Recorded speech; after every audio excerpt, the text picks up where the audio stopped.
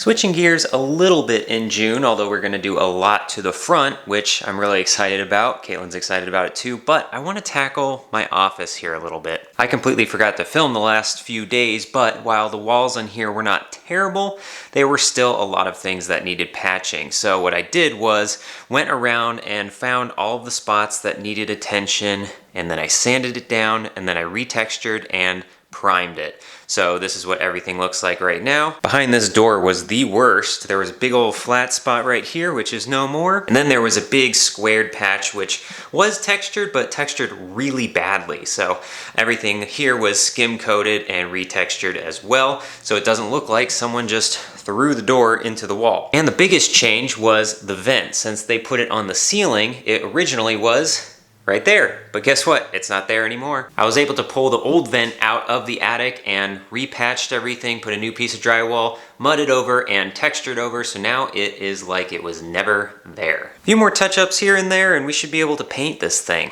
I'm excited. Back to the front yard, and things are gonna take even more shape because we received this the other day. This right here is what $1,500 worth of rocks looks like. It's crazy. Got some medium ones, some small ones, some little itty bitty ones, and some giant ones. So the game plan today to start is go big and work our way down. And we're gonna start with the big stuff kind of around the border and on top a little bit. We wanna make this look as natural as possible. So we're gonna try to shake things up and make it as random but as aesthetically pleasing as possible. So we're gonna start with the big stuff and work our way down, see what we get today. You should make it easy and just use editing to do it. Okay. Go. Oh. Wow, that was easy. Woohoo! It actually wasn't that hard. We've been at this for off and on 4 or 5 hours. Yeah. We did hand place a lot of rocks. Got the big stuff done. So we started with the big and worked our way small. And just kind of spaced these out in semi-random clusters, at least so it's kind of more or less evenly distributed, but somewhat natural looking. I think it looks really good.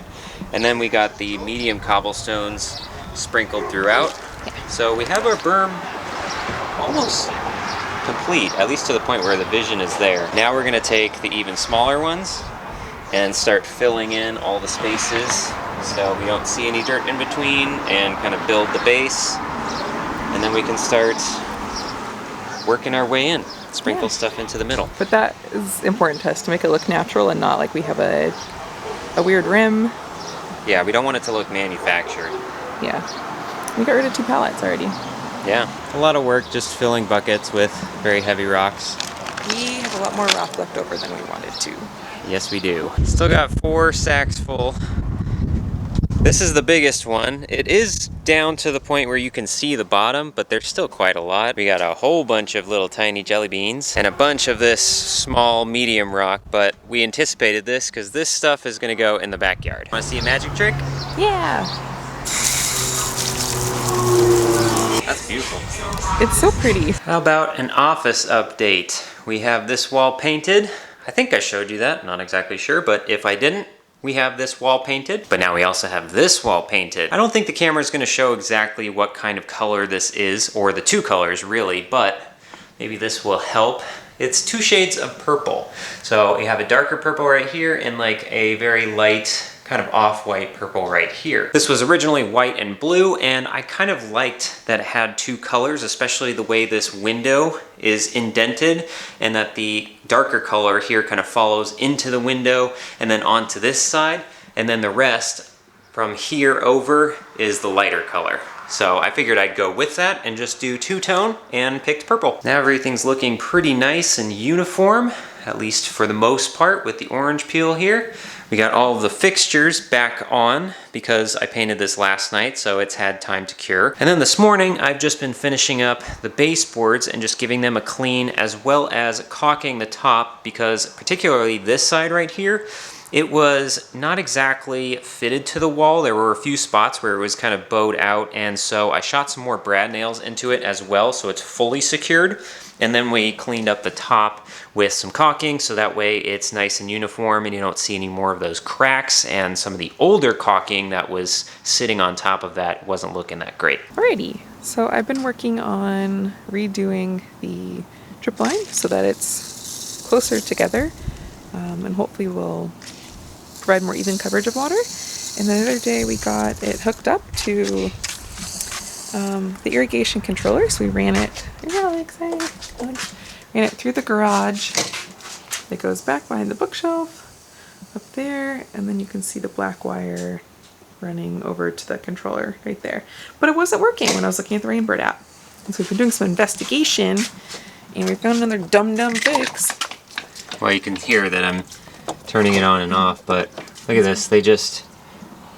All they did, hook it on to each of the colored wires rather than actual connectors, so they figured that was enough. And so every time I move this, it's connecting, making it ever so slightly, just kind of brushing it, and then this is shutting on and off constantly. Oh, goody. So we're going to pull that apart and make actual connections that will hold with actual connectors, so it's going to work every time. You say we mean Alex, because I don't know anything about electrical. Thanks, Alex. Just lining up the colors. It is Sunday, and I'm cooking outside. Even though the temperatures aren't that bad, it is toasty today because we are working near this concrete pad. But we still have a lot of pallets of rock blocking our driveway. That's because we're going to be putting them all along this patch next to our concrete pad so we don't get weeds and it looks nicer. Right now we're currently working on this spot next to the house. We've had some termite issues over the last couple weeks, which is a real big bummer. They're subterranean termites and they're starting to build little mud tubes going from the ground up under the stucco and into the house. I've seen some evidence on the wall inside, which is no bueno. After using a lot of sprays, whenever I saw the mud tubes and opening them up, I put this diatomaceous earth along the house, and I haven't seen any more mud tubes since, but they're probably still in the wall and we need to spot treat. We're going to be putting down cardboard and then a layer of rocks, and we still need to be able to see if termites are coming up from the ground, and also, just keep that area clear so any water behind the stucco can drain out. So in order to do that, get a couple of inches of rock and maintain this gap, we are digging out all of the dirt here, and it is rock hard, and it's so hard to be getting this out. So using lots of tools. So far I have a full wheelbarrow. We're probably going to be putting it over here to help smooth this out. Since there's some unevenness. This fence is really wacky, and I don't think we're going to do anything about it, but it's kind of bothering me. Obviously, dog chewed a hole. Also, I noticed their dog had chewed the bottom end of the window, still over there, not great. But this fence is really leaning. It really needs to get pulled back this direction, but currently it's also bowed out this way and I can't get it past the stucco. Also, at one point they must have taken this panel out and then not screwed it back in, because these are not attached and they are over here. So maybe if I get those back in the track and then I can pull that in and then rewrite the fence. I don't know. One thing at a time, Caitlin. Hopefully when I see you next, this will be a few inches deeper and done. Don't talk to me about over here. So it's more than 5 hours later and we're still working on this. It's very demoralizing. Good news, we have started putting down the rock, aka Alex started putting down the rock over here. This is 2 wheelbarrows full, so we have a lot of wheelbarrows to go before we fill all this. I made this little doohickey. This is about 5 inches. I put this up and then mark with my sewing pencil, or little sewing pencil, never to be used on fabric again. Right along here. That's our 5-ish inches right there of gap. There's still dirt we need to clean out. We're real tired.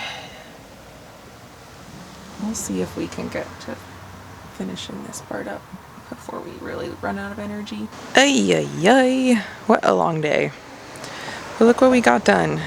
So we do have a big air gap right here, which is great. A low spot that's not against the wall. You can barely see our little terrace right here.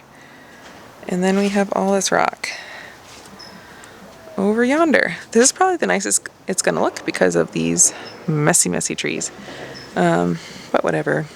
I always blow it off or something. We had a lot of extra fill dirt, and rather than just put it on a tarp and do whatever with it, we just decided to dump it here. There's a lot of a hole, divot right in this area. What if we use some of the rock in like a dry creek bed over here? We have a lot of rock. We still have a full yard of the medium cobble, which is kind of nuts. Oh man. We'll figure it out.